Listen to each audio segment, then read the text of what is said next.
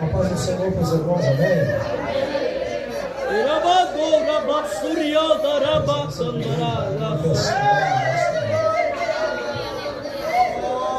Aqueles que têm o seu exemplo bíblico, por gentileza,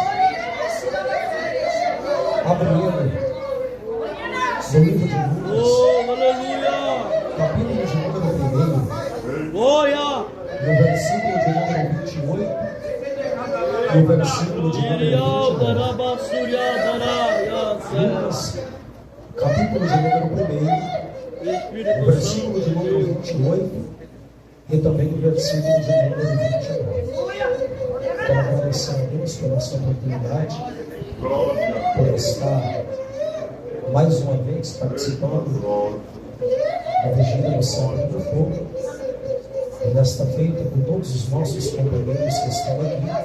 Não vou citar nomes, pequenos muitos, mas estamos felizes pela oportunidade que Deus nos deu aqui nessa noite. Aqueles que têm a Bíblia encontrou, diz amém, diz assim: e entrando o anjo, onde ela estava, diz: salve a agraciada, o Senhor é contigo. Pode ouvir, né?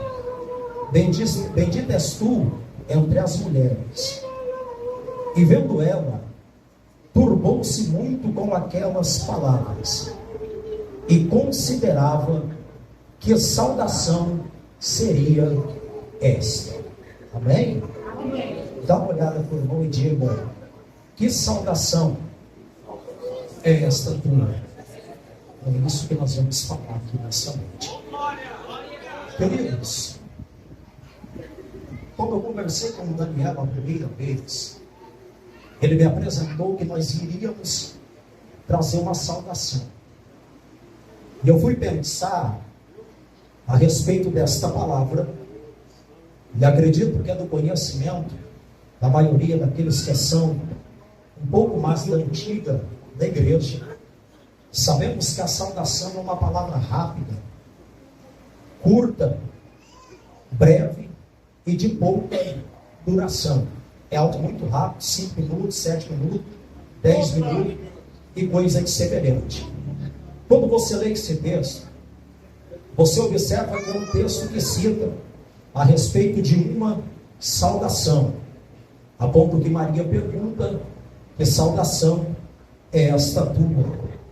Como que nós somos cidadãos brasileiros, sabemos que a saudação comum, a saudação normal, no meio de nós é bom dia, boa tarde e boa noite, sendo esta a saudação mais normal que existe no nosso meio. A saudação religiosa é aquela saudação que nós nos cumprimentamos, a paz do Senhor Jesus, que nós estamos saudando o nosso irmão em Cristo com essa saudação. Mas essa saudação aqui não se trata de uma saudação comum. O anjo Gabriel não chega dizendo para ela bom dia, não chega dizendo a paz do Senhor, mas se trata de uma saudação celestial. Sendo ela uma saudação celestial, a Bíblia apresenta que Gabriel vem e diz para Maria: salve, salve, agraciada. Quando Gabriel estava apresentando essa palavra a Maria, ele estava dizendo: mulher abençoada, mulher alcançada.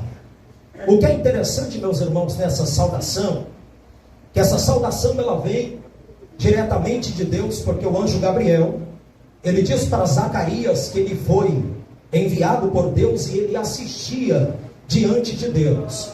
Mas essa saudação que vem do céu, ela é indagada por uma mulher, e esta mulher não vai aceitar meio que a saudação do anjo, pelo fato de ser uma saudação diferente da saudação dos israelitas, e essa mulher vai indagar a saudação do anjo. Maria, ela vai olhar para o anjo e vai dizer: que saudação é esta tua? Como que dizendo: eu não conheço essa saudação. A saudação judaica era Shalom Adonai. Maria estava olhando para ele e dizendo: eu nunca ouvi essa. Da onde que essa saudação se originou? Que o anjo chega dizendo: salve, salve, agraciada. Quando você observa a respeito desse texto, a primeira conclusão que você tira dele, aqui está um ser humano indagando uma saudação celestial. Se trata simplesmente de um humano comum, e esse humano comum está indagando o anjo sobre a sua saudação. Mas quando você observa, você vai observar que essa pergunta, ela se inverteu. Não é mais nós seres humanos que dizemos para um anjo que saudação é esta tua, mas hoje é Deus que se posiciona para a nossa geração e pergunta para nós que somos pregadores: que saudação é esta tua? Uma saudação desconhecida por Deus. Nós vivemos em um período que a maioria daqueles que são anunciantes da palavra, eles estão trazendo uma saudação estranha. Você vai observar que o normal na vida cristã é colocar Deus no centro. Mas quando você vê as expressões rápidas, as pregações rápidas sobre a palavra de Deus, você vai observar que entrou o antropocentro. Você vê que Deus foi tirado do centro e o homem foi depositado no centro.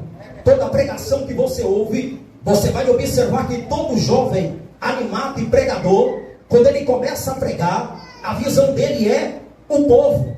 Ele começa a pregar e começa a dizer: Deus vai te levantar, antropocentro, o homem no centro, Deus vai te levar, Deus vai fazer. É uma saudação que coloca o homem no centro dela e tira Deus do centro dela.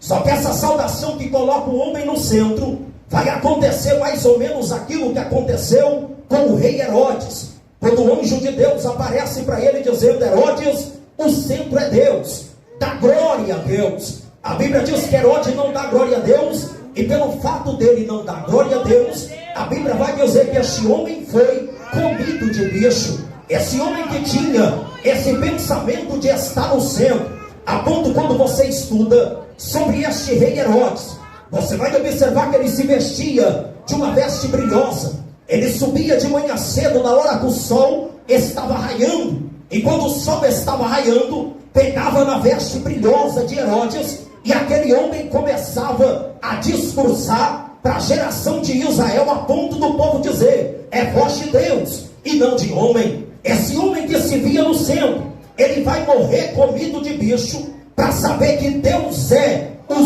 centro de todas as coisas. Se tem uma coisa que não acontece, é Deus sair do centro. Você pode tirar uma Bíblia do centro do púlpito, você pode tirar alguma coisa do centro da tua casa, mas o centro da igreja é o Senhor Deus, e Ele nunca será tirado do centro. Essa saudação hoje, ela está invertida. É uma saudação que não louva a Deus. Não há louvor a Deus na saudação que é pregada hoje. Não há louvor a Deus na saudação que é ministrada. E o porquê? Quando você observa os pregadores que traz a saudação, a maioria deles são pregadores soberbos. São homens que sobem no altar para disputar quem prega mais e quem prega menos.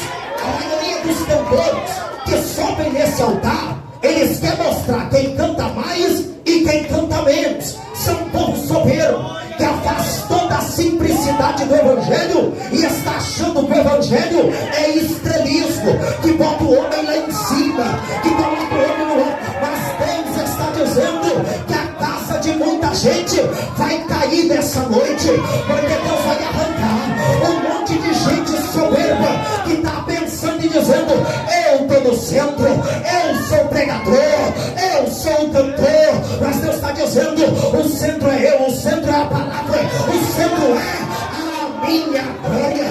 Observa, irmãos, que essa saudação está mudada. Agora, quando você pensa sobre isso, você vai observar que tem os requisitos para um pregador saudar a igreja de Deus. Observa, meus irmãos, no versículo de número 29, a Bíblia apresenta dizendo: e vendo Maria, se turbou com aquelas palavras. Uma das primeiras coisas que nós tiramos desse texto é que a pregação deve trazer perturbação para o pecador. A pregação, meu irmão, não é botar gente de pé. A pregação também gente chorar e não mudar. A pregação também não é gente correr e não mudar. A pregação, ela deve perturbar o pregador. O cara tem que sair daqui dizendo: que palavra é essa? Que mensagem é essa?